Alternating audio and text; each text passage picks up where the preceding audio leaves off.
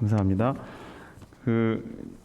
우리가 잘 아는 회사 중에 소니라고 회사가 있죠. 네, 소니라는 회사 모르시는 분 한번 손 들어보시겠어요? 나 소니라는 회사 처음 들어본다. 다 아시죠? 네, 우리 청년 형제들은 플레이스테이션으로 이제 유명한 회사고, 네, 뿐만 아니라 되게 가전에서 다양한 분야에서 텔레비전, 액정, 오디오, 비디오 다 이렇게 다양한 분야에서 유명한 회사입니다. 그런데 옛날에는 이 회사가 진짜 엄청 유명한 회사였는데 지금은 우리나라가 더 좋아요, 그렇죠? TV를 다 옛날에는 소니가 제일 비싼 TV였는데 지금은 삼성과 LG가 제일 좋은 TV입니다. 그리고 다른 가전을 살 때도 소니보다는 우리나라 제품 삼성, LG를 더 많이 쓰죠. 그래서 옛날에 10년 전까지, 15년 전까지만 해도 소니가 제일 좋고 비싸고 가장 퀄리티, 품질이 좋은 가전 회사였는데 왜 소니라는 회사가 이렇게 어떻게 보면 지금 시점에서는 몰락을 했을까, 이런 이야기들을 많은 사람들이 분석을 했습니다. 그 중에서 옛날에 소니 회사의 CEO를 외국인이 한 적이 있었어요. 그래서 외국 사람이 일본의 회사인 소니의 이제 대표가 된 거죠. CEO가 되어서 그 소니 회사를 경영하던 적이 있었습니다.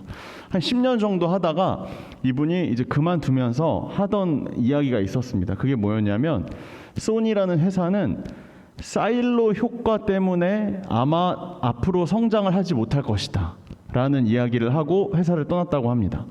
사일로 효과가 뭘까? 사일로 효과가 뭐냐면요, 화면 보여주시겠어요? 네, 이런 겁니다.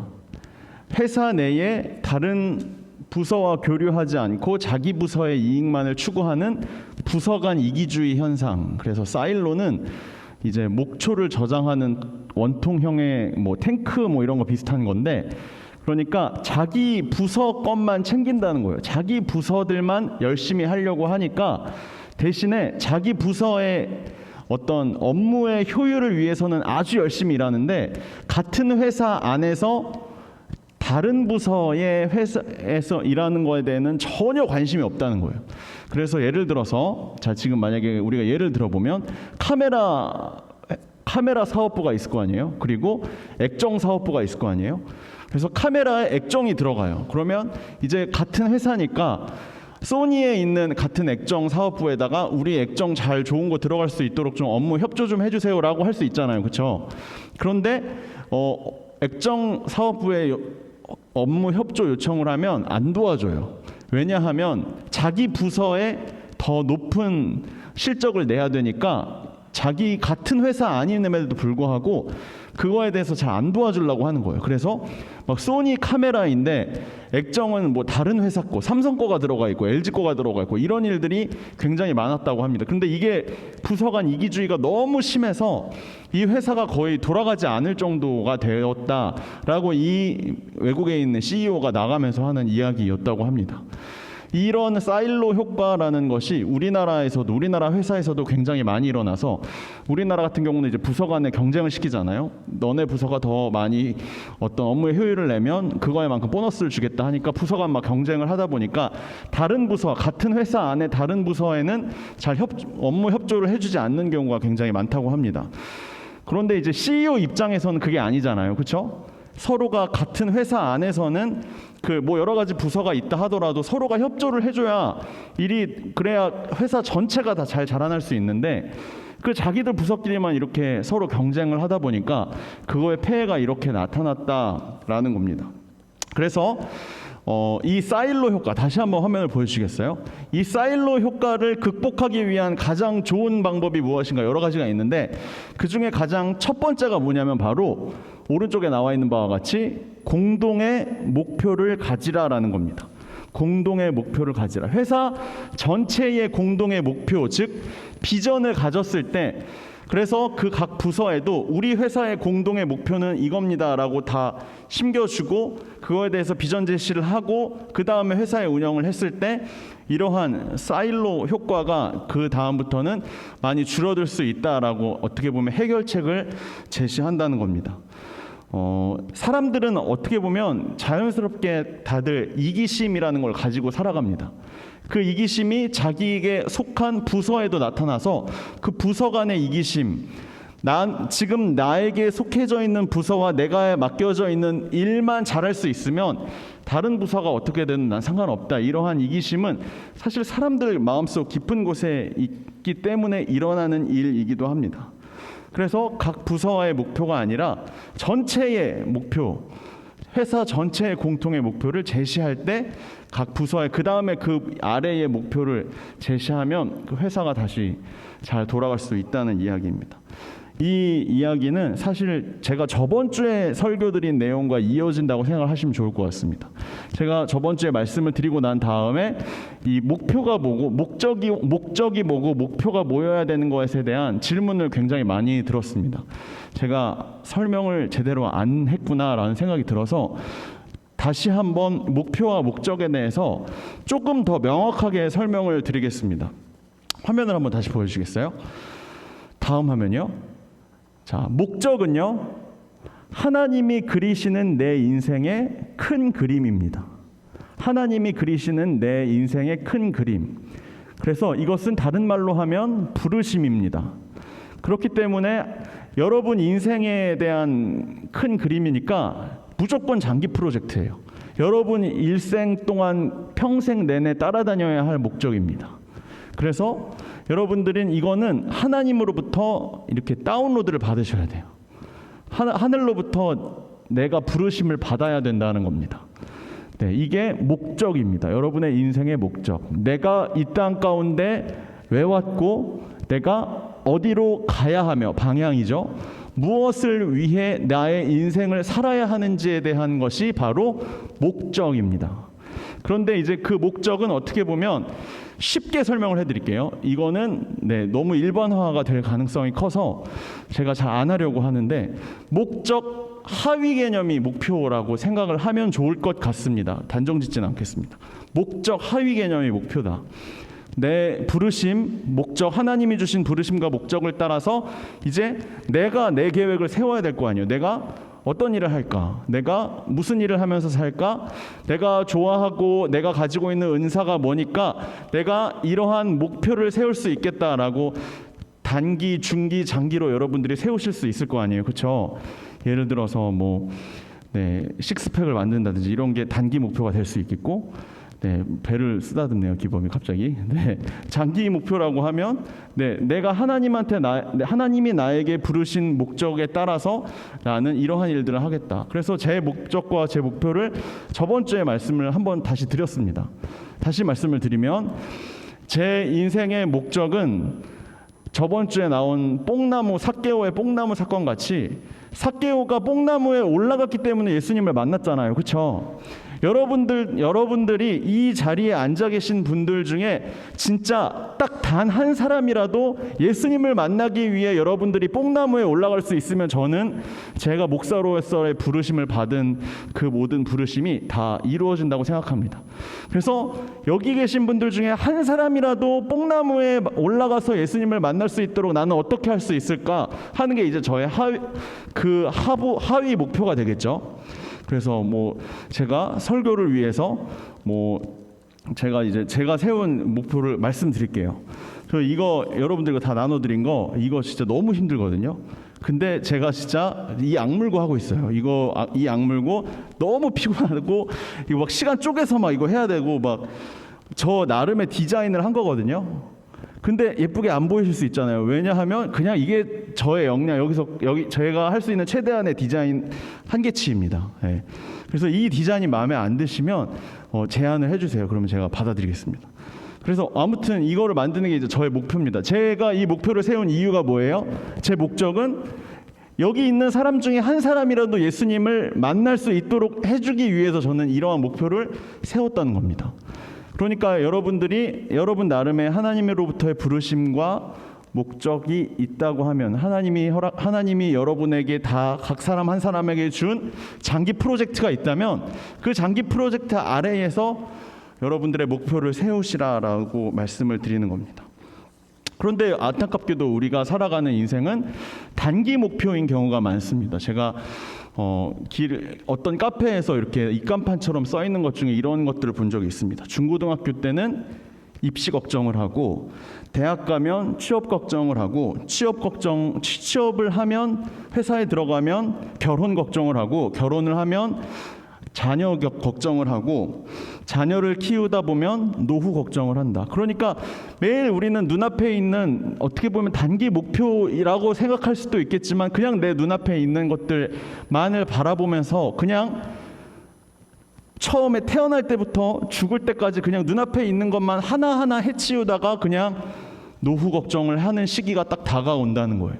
그래서 여러분들에게 계속 강조드리고 싶은 것은, 우리가 하나님으로부터 여러분 한 사람 한 사람에게 주어진 인생의 목적이 무엇인지를 좀 꼭 발견하셨으면 좋겠고, 그에 따라서 여러분들 단기, 중기, 장기 목표를 세우시고 그것에 따라서 여러분들의 삶을 살아갈 수 있다면, 이처럼 태어날 때부터 죽을 때까지 내 다음 스텝에 대한 걱정만 하면서 그냥 시간이 흘러가는 인생을 살지 않을 수 있겠다라는 그런 생각이 들었습니다.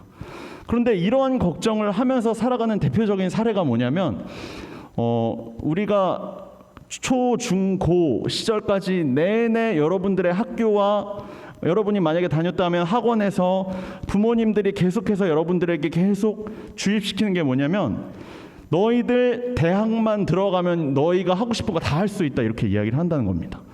그래서 우리 초, 중, 고 학생들은 항상 머릿속에, 재수하는 사람들 포함, 대학만 들어가면 나는 자유다, 대학만 들어가면 내가 하고 싶은 거 다 할 수 있다, 대학만 들어가면 내가 놀고 싶은 거 다 놀 수 있다라는 생각으로 그거에만 딱 사로잡혀서 나는 대학 가서 꼭 이렇게 놀아야지라는 생각만 하면서 초, 중, 고 학생을 보낸다는 겁니다. 그런데 여러분, 대학 가고 난 다음에 그다음에 어떻게 돼요? 대학 가고 난 다음에 나는 이제 지금까지 내가 이거를 위해서 얼마나 내가 뼈 빠지게 노력을 했는데 보상 심리가 생각이 나니까 그 다음부터는 진짜 죽어라고 노는 거예요. 그래서 요즘에는 저는 많이 이게 희석됐다고 생각을 하는데, 진짜로 대학에 들어가자마자 진짜 죽도록 놀죠. 저번 주에 축제였던 학교들 많이 보셨을 텐데 진짜 미친 듯이 죽도록 놀아요. 그렇죠? 그래서 내가 왜 대학에 들어가서 내가 뭘 해야 되는지에 대해서는 그 다음부터는 거의 생각을 안 하는 거예요. 언제쯤 생각이 나냐면 4학년쯤 되면 생각이 납니다. 내가 이제 앞으로 뭘 해야 되지? 내가 어떤 회사에 들어가야 되지? 다음 스텝만 딱 바로 생각이 나죠. 조금 이른 분들은 3학년, 조금 늦은 분들은 4학년 때 슬슬 그 생각이 나고 이제 취업 준비에 슬슬 들어가게 됩니다. 이게 어떻게 보면 우리나라 학생들, 우리나라 젊은 청년들에게 거의 공통적으로 많이 일어나는 일들이 아닐까, 그런 생각이 들었습니다. 근데 여러분, 이와 같은 우리의 인생 사이클이랑 우리의 신앙생활, 구원 이후의 삶도 굉장히 비슷하다는 것을 여러분들이 아마 깨달으실 수 있을 거예요. 여러분, 우리가 소위 말하는 복음이라는 것은 이렇게 이야기를 합니다. 우리가 예수님을 만나서 예수님을 믿고 예수님을 믿어서 천국에 들어갈 수 있다 라고 이야기를 합니다. 그래서 창세 전부터 여러분들이 다 하나님께서 이미 여러분들 한 사람 한 사람을 선택했고 구원하기로 작정을 해서 우리가 이 자리에 와서 예수님에 대해서 알고 믿고 그래서 천국에 갈 수 있다라고 생각합니다. 천국에 갈 수 있다라고 하면 솔직히 말해서 여러분 잘 생각해 보세요. 나는 이제 천국 티켓이 내 손에 거머쥐었는데 솔직히 그 이후의 삶은 뭐 아무렇게나 살아도 되는 거 아니에요, 그렇죠? 뭐 이미 다 천국이 이미 결정됐잖아요, 그렇죠? 천국 결정됐는데 솔직히 말해서 여러분 교회 나오실 필요 없어요. 뭐 이미 우리 다 구원 받았는데 왜 굳이 교회 나와서 예배드리고 굳이 뭐하러 죄 짓지 않고 착하게 삽니까? 이미 아무리 나쁜 짓을 해도 하나님이 우리를 사랑하시고 선택하셔서 구원해 주시겠다고 약속하셨는데, 그래서 우리는 구원받은 이후에는 그냥 아무렇게나 살아도 된다라고 잘못 오해하고 생각하시는 분들이 있다는 거예요. 여러분 좀 말이 되지 않아요, 그렇죠? 구원 받았으니까 그 이후의 삶은 솔직히 그렇게 중요하지 않죠. 구원이 중요한 거지. 이거 이렇게 이야기하시는 분들 대표적인 사례가 누구냐면 그 구원파라고 불리우는 이단입니다. 옛날에 그 세월호 사건 때 많이 나왔던 분들이고, 그 박옥수 성경 세미나 이런 분들 잠실체육관에서 해요. 거기 이제 가시면 이런 얘기 해줍니다. 여러분 구원 받으셨습니까? 언제 몇 시에 받으셨습니까? 구원 받으셨으면 여러분 끝이에요. 여러분 행복하게 사세요 하고 싶은 거 다 하시고 라고 여러분들을 미혹하는 이단이 있습니다. 그게 구원파라고 하는 이단입니다. 여러분, 구원 받았다면 내가 개차반으로 살아도 내가 아무렇게나 원하는 데 다 가면서 금요일 밤 화려한 생활을 보내고 토요일 날 또 화려한 생활 보내고 재밌는 생활 보내고 주일 날 1시간만 투자해서 교회 나와서 요식행위 한번 하고 가도 상관없다. 이거는 여러분 이단입니다. 그렇게 사는 거는 여러분 이단들이 대표적으로 하는 말입니다. 하나님께서 우리에게 구원받은 자들이 마땅히 해야 할 것이 무엇인지에 대해서 하나님께서 우리에게 알려주신 그 성경 구절이 있습니다. 오늘 우리가 같이 함께 읽은 에베소서 4장 13절 그리고 15절 말씀입니다. 네 번째 사진 한번 보여주시겠어요? 네 번째 사진. 우리 다 같이 함께 이 말씀을 한번 읽어보도록 하겠습니다. 같이 함께 읽을게요. 시작. 하나님의 아들을 믿고 아는 일에 하나가 되고 성숙한 사람이 되어서 그리스도의 완전하신 경지에까지 이르게 될 것입니다. 우리는 사랑으로 진리를 말하고 살면서 모든 면에서 자라나서 머리 되시는 그리스도에게까지 다다라야 합니다. 여러분, 제가 제일 자주 사용하는 영화인 그린마일이라는 영화가 있습니다. 그렇죠? 그린마일이라는 영화에 대해서 제가 한 5번 정도 했거든요. 그래서 제발 그만해달라라는 얘기가 한 번 있었습니다. 그래서 이제 제가 한번 결정을 한 적이 있어요. 이제는 안 해야겠다. 이제는 이거는 졸업해야겠다. 그리고 안 하기로 결정했는데 어떤 분이 또 질문을 해왔어요. 그런데 그 질문이 뭐에 대한 거였냐면 이 그린마일에 대한 거였습니다. 여러분 세 번째 화면 보여주시겠어요? 그린마일, 또 나왔어요. 또린마일이라고 그러는데 그린마일에 대해서 제가 왜 너무나 자주 말씀을 드리냐면 이거 하나 말씀드리려고 하는 거예요. 여러분, 우리는 한 사람 한 사람은 아담과 하와 사건 이후로부터 하나님 절대 의존적 존재로 지음을 받았음에도 불구하고 하나님이 원하시는 행동을 하는 바람에 우리의 마음속에 죄의 DNA가 생겨날 수밖에 없었다. 그래서 우리는 죄인입니다. 존재적으로 이미 죄인이에요. 하나님과 절대 만날 수 없는 사형에 해당하는, 하나님 보시기에는, 우리가 볼 때는 사형수가 아닌데 하나님 보시기에는 우리는 사형에 해당하는 사형수라는 겁니다. 그래서 이 그린마일이라는 영화에서 뭐라고 이야기해요? 이 사형장을 향해서 걸어가는 길을 그린마일이라고 합니다. 우리 모두 한 사람, 60억 인구 모든 사람들은 사실은 이 사형장으로 걸어가는 그린마일로 걸어가고 있는 사람들이라는 겁니다. 이렇게 모두가 죽음을 향해 달려가는 사형장의 형틀, 그 의자로 걸어가고 있는 우리를 향해서 그 수많은 60억의 인구 중에 너만큼은 내가 선택하고 이미 창세전부터 예정해서 너를 끄집어내서 구원해내겠다. 그래서 너는 이제 사형은 취소, 사면이 되었다라고 하는 게 소위 말하는 빨간색 글씨로 복음입니다. 왜 복음이냐면 사형장으로 걸어가는 사람들이, 사형을 받은 사람들이 사형이 취소됐으니까 복음인 거예요. 사형에 해당하는 사람들이 사형이 취소된 것도 모자라서 하나님의 자녀, 하나님이 그 선택한 사람들을 양자, 그러니까 입양하시겠다, 당신의 자녀, 아들과 딸로 삼아주겠다고 했기 때문에 빨간색 글씨로 뭐라고요? 복음이라는 거예요. 그렇기 때문에 우리는 이것을 나의 인생에 통틀어서 가장 복된 소식, 죄인 되어서 영원히 죽을 수밖에 없었던 우리가 하나님으로부터 예정을 받고 선택을 받아서 구원을 받았기 때문에 우리는 복된 소식, 복음을 믿고 복음을 들은 사람들이다라고 이야기한다는 겁니다. 그렇기 때문에 우리는 이제 더 이상 사형수가 아니라 무엇으로 신분이 변화가 되었어요? 하나님의 자녀로 신분이 변화되었다는 것입니다. 빈칸에 하나님의 자녀라고 쓰시면 됩니다. 하나님의 자녀로 우리의 신분이 변화되었습니다. 그래서 이와 같은 구원, 하나님의 자녀로서 우리의 신분이 변화된 이후에 그 다음에 우리의 삶이 어떠해야 하느냐가 바로 우리가 방금 전에 같이 읽었던 이 13절과 15절 말씀에 나타나는 내용이라는 겁니다. 13절과 15절 내용을 보면 이렇게 나와 있습니다. 하나님의 아들을 믿는 것과 아는 것에 하나가 되어서 온전한 사람을 이루어 그리스도의 장성한 분량이 충만한 데까지 이르러야 한다. 15절, 이제부터 더 이상 우리는 어린 아이가 되지 아니하고 사람의 속임수와 간사한 유혹에 빠져서 온갖 교훈의 풍조에 밀려 유동하지 않게 하려 함이라. 한마디로 말하면 여러분, 우리는 더 이상 어린 아이가 되는 것이 아니라 예수 그리스도, 우리가 하나님처럼 되면 죄인인데 하나님을 향해서 열심히 달려가면 그것은 하나님의 자녀가 해야 하는 일로 바뀝니다. 하나님과 똑같이 될 수 없음을 아니까 하나님처럼 똑같이 내가 한 단계 밑이라는, 두 단계, 세 단계 밑이라는 걸 알기 때문에 내가 조금이라도 예수님이랑 비슷하게라도 살아보겠다고 발버둥 치는 게 바로 성장의 모습이라는 겁니다.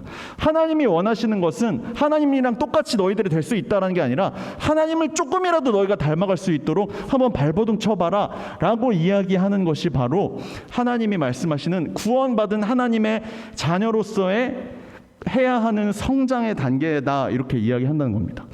그래서 요한일서 2장을 보면 어떻게 영적 성장의 단계가 나타나는지에 대해서 세 가지의 단계로 이야기를 하고 있습니다.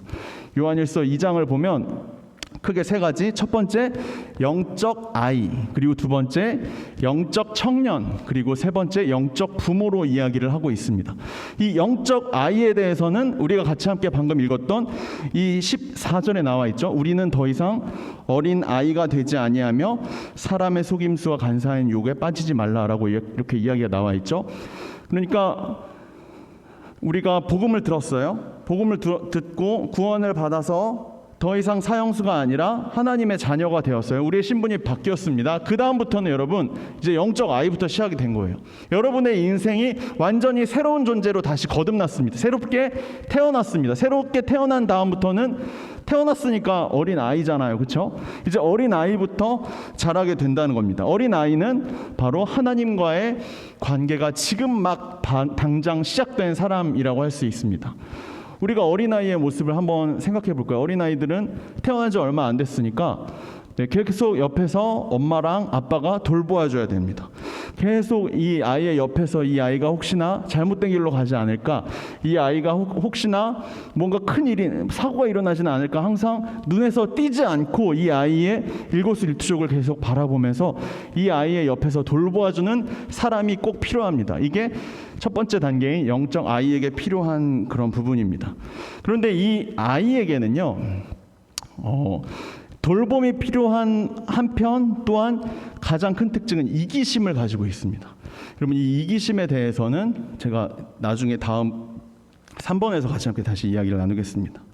그리고 두 번째 단계는 영적 청년입니다. 영적 청년은 이제 예수님이 주시는 인생의 목적을 발견한 사람입니다. 내가 하나님으로부터 이 땅에서 왜 살아야 하는지에 대한 장기 플랜이 무엇인지 이제 좀 깨달을 것 같다. 이제 내가 목표를 좀 세워봐야지. 내가 만약에 이미 세워놓은 목표가 있었다면 그 목표가 하나님이 주신 그 인생의 목적, 부르심과 얼마나 일치하는지를 점검할 수 있는 그런 단계입니다. 이 단계는 여러분 더 이상 누군가의 돌봄이 필요하지는 않습니다. 청년들을 엄마랑 아빠가 일거수일투족을 막 이렇게 다 체크하지는 않죠. 돌봄이 더 이상 필요하지는 않습니다. 뿐만 아니라 이 자기가 원래 가지고 있었던 이기심보다는 이타심이 점점 더 커지는 그런 단계입니다. 세 번째 단계는 영적 부모의 단계입니다. 새로운 영적 아이가 태어날 수 있도록, 그래서 또 그 아이가 잘 자라고 잘 성장할 수 있도록 돌보는 사람이 영적 부모입니다. 그래서 이 사람은 이기심보다는 거의 이타심이 거의 더 큰 사람이고, 내가 하나님이 나에게 이러한 복을 주셨으니까, 하나님 나에게 이러한 축복을 주셨으니까 나는 이러한 섬김과 봉사를 해야겠다 하면서 자기가 섬겨야 할 자리에 찾아가는 사람이 이와 같은 영적 부모로의 단계에 있는 사람입니다. 그런데 가장 큰 문제는 여기 있는 저를 포함한 여기 있는 우리 거의 대부분의 사람들이 첫 번째 단계에 있을 가능성이 매우 크다는 게 문제입니다. 여러분, 하나님이 보시기에는요, 여러분들이 저 보시기에 목사니까 그래도 저 사람은 영적 부모 정도는 되지 않을까라고 생각을 하실 수 있잖아요, 그렇죠? 그런데 안타깝게도 여러분, 저도 영적 아이일 수 있습니다. 하나님의 관점에서는 저 아이도 아직은 영적으로 더 성장해야 된다라고 생각할 수 있는 그런 단계라는 거예요. 영적 부모, 영적 아이는요, 가장 큰 특징이 뭐냐면요, 이기심이 많다는 겁니다. 이기심. 여러분, 꼭 영적인 단계가 아니라 하더라도 우리가 평소에 생각할 때 아이의 모습을 한번 떠올려 보겠습니다. 저도 아이를 키우는데, 아이가 태어나자마자 이제 가장 큰 울음의 이유는 배고프기 때문입니다.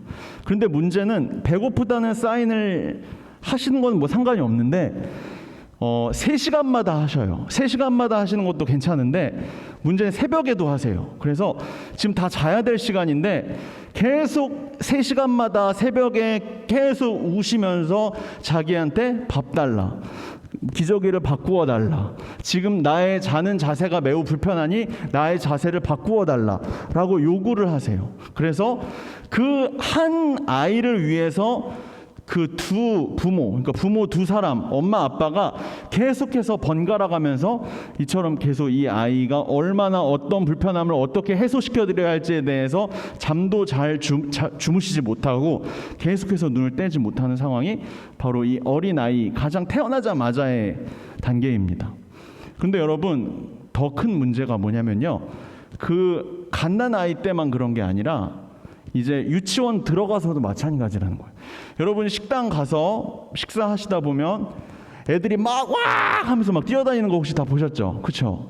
와 하면서 뛰어다니면 여러분들 그 이제 좋은 부모님들은 야 그러면 안 되지라고 이렇게 지도를 하고 이렇게 억지로라도 이렇게 앉혀서 다른 분들에게 피해를 주지 않으려고 하는 분들도 있어요. 그런데 저 아이 왜 기죽이냐고 하면서 안 그러시는 분도 있어요. 그러면 우리가 답답하죠. 우리는 식당에 밥 먹으러 왔는데 쟤 때문에 지금 막 썸을 타고 있는 단계에서 자꾸 데이트가 끊어지잖아요. 그렇죠? 뚝뚝뚝뚝 끊기잖아요. 말이 뚝뚝뚝뚝 끊기고 그 아이 얘기만 계속 들어야 되잖아요. 그 아이가 지금 어떤 생각을 하고 있고 어떤 요구사항이 있는지 우리가 필요 없는데 다 들어야만 하잖아요. 그런데 우리는 어떻게 생각해요?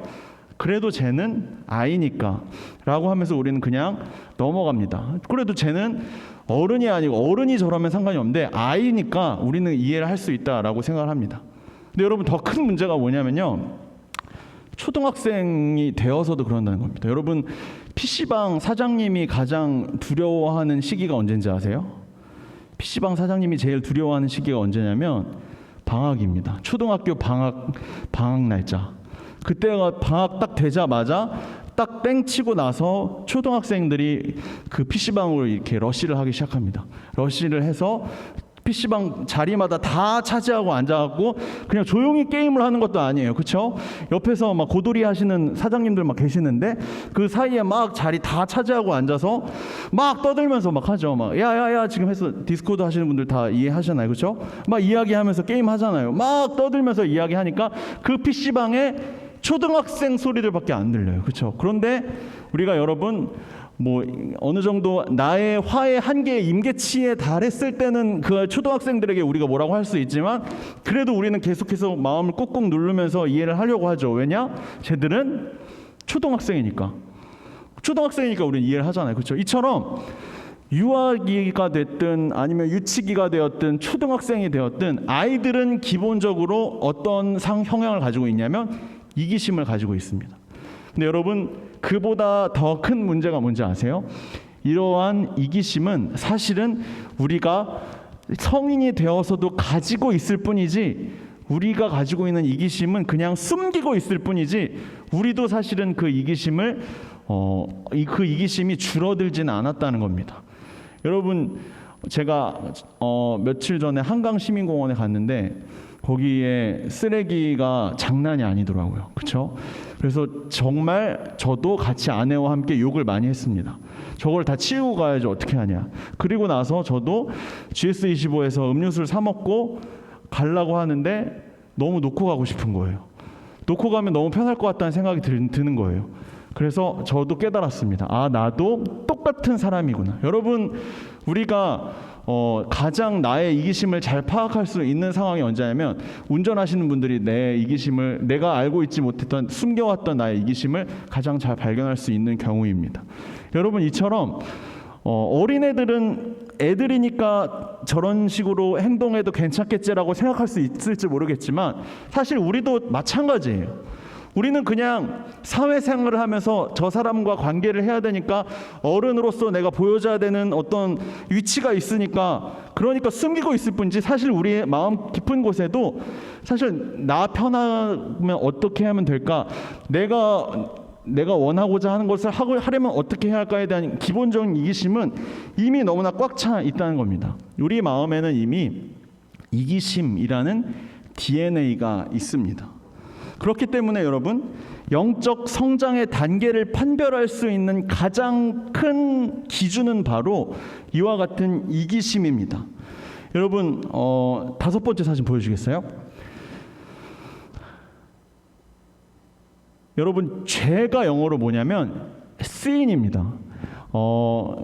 SIN인데 이거를 왜 제가 보여드리냐면 우리가 예를 들어 절도나 강도를 해서 만약에 경찰서에 들어가면 이 죄가 아니고요. 크라임입니다. CRIME. 그런데 이 죄는요. 성경에서만 사용되는 죄예요. 그러니까 그 번역이 두 가지로 되는 바람에 헷갈리는 거예요. 내가 왜 죄인인가라고 물었을 때 나는 강도짓도 안 했고 절도도 안 했는데 왜 난 죄인이라고 하는 거야? 라고 물을 수 있잖아요. 그렇죠? 성경에서 말하는 죄가 바로 이와 같은 죄입니다. 다시 한번 보여주시겠어요? 그런데 여러분 이 단어를 자세히 살펴보시면요. 그 세 글자로 구성되어 있는 이 단어의 한가운데 어떤 단어가 있습니까? 노란색 글씨 어떤 글자예요? I죠. 그렇죠? 죄는요. 내 마음 한가운데에 내가 있다는 게 죄라는 의미입니다. 그래서 이 단어 어떻게 보면 약간 언어 유희일 수도 있는데 내 마음속의 중심의 한가운데에 의자가 있는데 그 의자에 원래 하나님이 차고 앉아서 내 삶의 주인이 되어 주어야 하는데 하나님이 내 삶의 주인이 아니라 내가 내 인생의 주인이 되었다는 것을 성경에서 죄라고 한다는 거예요. 그래서 그렇기 때문에 죄는 내가 중심이 되어 있는 그래서 매우 이기적인 상태를 바로 죄라고 이야기한다는 겁니다. 그래서 죄는 하나, 둘, 셋, 넷 건수로 따질 수 있는 게 아니라요. 상태입니다. 내가 이미 죄된 상태, 내가 지금 이기적인 상태, 나의 이기심이 막 충만해서 꽉 차 있는 상태, 나만 생각하는 상태가 바로 이와 같은 죄, 곧 제가 자주 말씀드리는 되고 싶은 나가 내 마음 가운데 중심에 살고 있는 상태를 바로 죄된 상태라고 이야기한다는 겁니다. 여러분, 그래서 제가 맨 처음에 소니를 예를 들면서 사일로 효과에 대해서 말씀드렸죠. 사일로 효과를 해결하기 위해서는 어떻게 해결책을 제시했어요?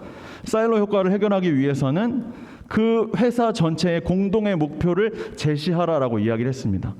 여러분, 내가 영적 어린아이를 벗어나기 위해서 영적 청년으로 영적 부모로서 계속 나아가기 위한 대책은 바로 내 마음 가운데 하나님이 허락하여 주신 부르심을 다운로드하는 겁니다. 내 인생의 목적을 다운로드하는 겁니다. 내 힘으로 내 스스로 내 마음 깊은 곳에서 나올 수 없는 하나님만 여러분들의 삶에 가지고 있는 계획들, 여러분들의 시간표, 여러분들의 설계도를 하나님으로부터 그 인생의 목적과 하나님의 부르심을 다운로드해야만 한다는 겁니다. 하나님이 바라보실 때, CEO가 바라볼 때는 그 회사의 공동의 목표가 필요해요. 하나님이 여러분들을 바라볼 때에는 하나님이 여러분 인생의 가장 큰 설계도, 가장 큰 빅픽처, 가장 큰 그림이 필요합니다. 그 큰 그림이 있어야 여러분들이 살아가고 있는 모든 인생의 목표들이 그 목적을 맞출 수 있는 거겠죠. 그렇기 때문에 우리의 영적 단계가 성장하고 싶으시다면 하나님으로부터 여러분들의 인생의 목적과 부르심을 꼭 다운로드 받으셔야 한다라는 겁니다. 그렇다면 여러분, 성숙한 사람, 즉 영적인 아이가 아니라 영적 청년과 부모들은 어떤 모습을 가지고 살아가는가? 네, 첫 번째는 유혹에 흔들리지 않는 사람입니다.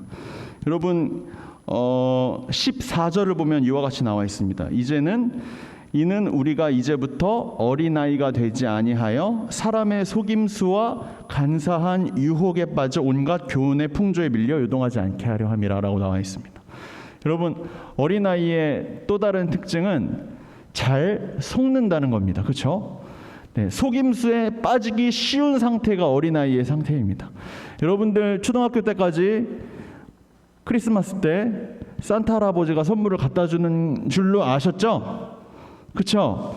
그런데 초등학교 지나고 중학교 되니까 안 속잖아요. 그렇죠? 산타 할아버지는 있어요, 없어요? 가상의 인물이에요. 없습니다.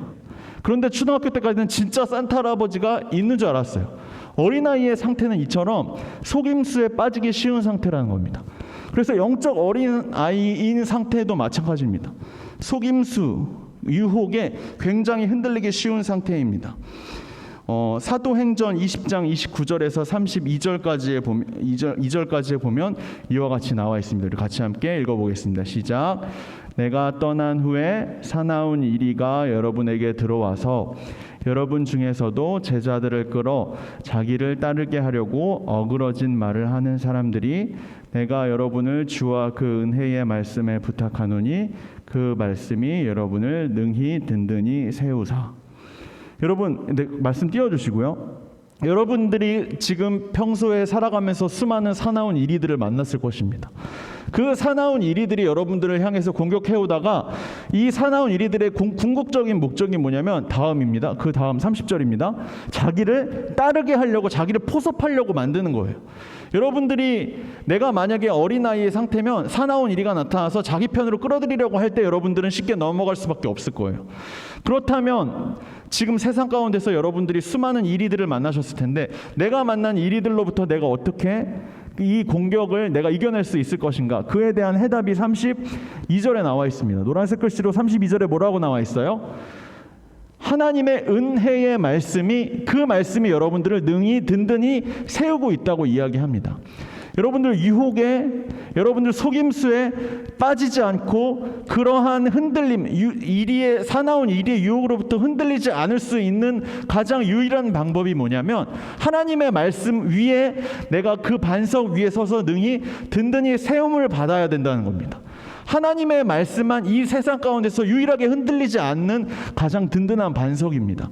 여러분들의 유혹을, 여러분들이 지금 받게 될 속임수들을 다 흔들리지 않고 내가 공격받아도 흔들리지 않을 수 있는 가장 유일한 방법은 바로 32절에 나와 있는 것처럼 내가 하나님의 은혜의 말씀 위에 든든히 세워져야만 내가 14절에 나와 있는 것처럼 온갖 교훈의 풍조에 밀려서 요동, 흔들리지 않게 될 수 있다는 겁니다. 유일한 방법은 바로 하나님의 말씀입니다.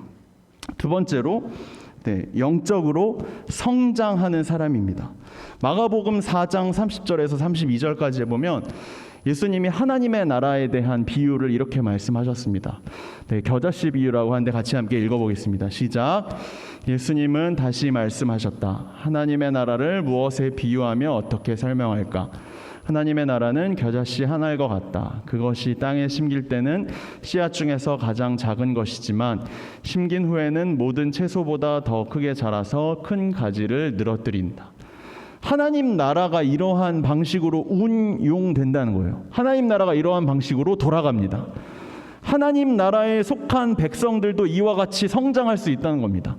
겨자씨처럼 이만한 씨앗에서부터 시작이 되어서 여기 보면 모든 채소보다 더 크게 큰 가지를 늘어뜨릴 정도로 32절에 나와 있죠. 이처럼 커다랗게 자랄 수 있는 가장 유일한 방법은 겨자씨가 껍질만 있는 빈 속이 아닌 진짜 속이 알찬 씨앗이라는 의미입니다. 내 속에 하나님 나라의 백성으로서의 잠재력이 있느냐, 내가 잠재력을 가지지 않은 상태로 그냥 속빈 강정 상태면 아무리 심겨도 이처럼 자라지 않습니다. 여러분들이 구원을 받았느냐? 여러분들이 내가 하나님으로부터 선택을 받았느냐? 내가 죄인됨을 깨닫고 내가 그럼에도 불구하고 하나님이 나를 선택하셔서 구원하셔서 십자가 은혜로 하나님을 만날 수 있는 자격을 얻었느냐? 그게 바로 하나님 나라에 이제 속한 사람이란 뜻입니다. 내가 더 이상 속빈 감정이 아니라 속이 꽉 차 있는 겨자씨의 상태, 잠재력이 있는 상태라는 겁니다. 그 상태가 되었다면 여러분들이 그 씨앗을 땅 아래에 심었을 때 물도 주고 해도 주고 여러 가지 고난도 있을 수 있겠죠. 바람도 닥쳐오고 폭풍이 몰아쳤나 할지라도 그 땅에 잘 심겨져서 이와 같은 커다란 열매를 맺는 성장을 할 수 있다는 겁니다. 그렇기 때문에 영적으로 계속 성장하는 사람이 바로 내가 청년에서만 머무는 것이 아니라 부모가 되었다면 그 이상까지 계속해서 정말 예수님과 거의 비슷한 100%는 아니라 할지라도 99, 98, 97%에 이르기까지 끊임없이 성장할 수 있는 사람이 바로 이와 같은 성숙한 사람이라고 성경에서는 이야기하고 있습니다. 그렇다면 결론입니다. 여러분, 성장하고 있는가? 나는 지금 어떤 영적 단계에 속해 있는가? 점검해 보시길 바랍니다. 점검할 수 있는 유일한 방법 한 가지입니다. 나의 이기심을 한번 점검해 보시기 바랍니다. 내가 얼마나 이기적인 사람인가? 내 마음 중심에 원래는 하나님 절대 의존적 존재로 지음을 받은 상태로 나는 이 땅 가운데 왔는데 하나님 절대 의존적 상태의 그 색깔은 다 지워져 있고 다 바람에 날려서 다 풍화되어 있고 그냥 남아있는 것은 나만 생각하는 이기심만 내 마음속에 가득한가? 그래서 난 아직도 구원은 받았으나 영적 아이의 상태에 그냥 계속해서 20년, 30년, 40년째 머물고 그렇게 살아가고 있는가? 아니면 계속해서 여러분들은 오늘 배운 이 내용과 같이 계속 끊임없이 성장해 가고 있는가? 여러분들이 내 안에 존재하는 이기심을 한번 점검해 보셨으면 좋겠습니다. 여러분, 성장의 단계는 이러합니다. 여러분, 삭개오와 같이 뽕나무에 올라가셔서 예수님을 만나셔야 됩니다. 예수님을 만나야 내가 지금 죄인인지 아닌지를 깨달을 수 있습니다. 내가 죄인인지를 깨닫고 그 자리에서 내가 목표만을 향해 달려갔던 삭개오와 같은 인물임을 깨닫고 내가 나 자신의 이기심만을 위해서 되고 싶은 나를 위해서 그냥 나 혼자만을 얼마나 내가 즐겁게 즐기기 위해서 그렇게 노력하는 그런 이기주의자였는지를 깨닫고 난 후에야 하나님이 나에게 허락하여 주신 목적이 있었구나를 내가 하나하나 절실하게 깨달을 수 있게 됩니다. 이 인생의 목적을 깨달을 수 있게 된다는 겁니다. 그 목적을 깨닫고 난 후에야 여러분 내가 죄인인지를 알게 됩니다. 내 마음 한가운데 중심에는 내가 있었는가 아니면 다른 누군가가 있었는가, 돈이 있었는가, 아니면 목표가 있었는가, 여러 가지 사람들이 생각하고 유혹하고 속임수로 이야기하면서 이게 바로 너의 인생의 주인이 되어서 너를 다스리고 통치해야 되라고 그렇게 유혹했던 것들이 내 마음속의 중심에 있었는가, 곧 내가 있었는가, 아니면 하나님이 계셨는가를 여러분들이 알 수 있게 됩니다. 그리고 나서 그것을 깨닫고 난 후에 하나님이 내 마음의 중심이 되어주시는 순간 그 다음부터 여러분들은 영적 아이에서 벗어나서 영적 청년으로 영적 부모로 계속해서 끊임없이 성장해 나갈 수가 있게 된다는 것입니다. 여러분들 이 이야기들을 여러분들이 기억하면서 나는 지금 어떤 상태인가? 지금 나는 무엇을 바라보면서 살아가고 있는가? 여러분들이 한번 생각해보고 떠올려 봤으면 좋겠습니다. 여러분 무엇을 바라보면서 살아가고 계십니까? 여러분 지금 내 마음의 한가운데 중심에는 무엇이 있습니까? 여러분 내 지금 현재의 이기심의 정도는 어느 정도나 되십니까? 나 혼자만을 위한 목표와 그 목표를 향한 달려감이 지금 내 인생이 지금 내가 살아가고 있는 그 가장 큰 이유가 되십니까?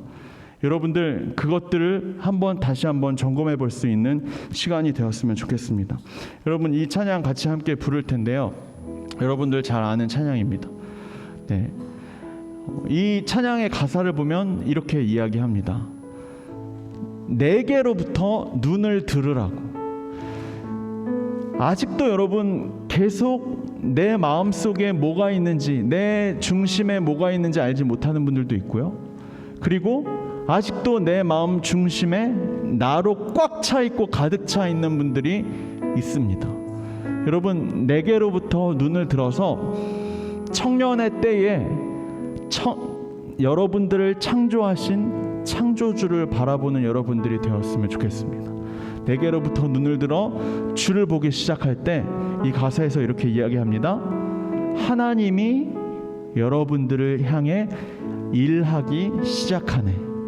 하나님이 여러분들을 향해 성장시키기를 시작할 것입니다. 이 찬양 같이 함께 부르면서 여러분 오늘 같이 배운 말씀 함께 떠올려 봤으면 좋겠습니다. 같이 함께 이 찬양 부르도록 하겠습니다.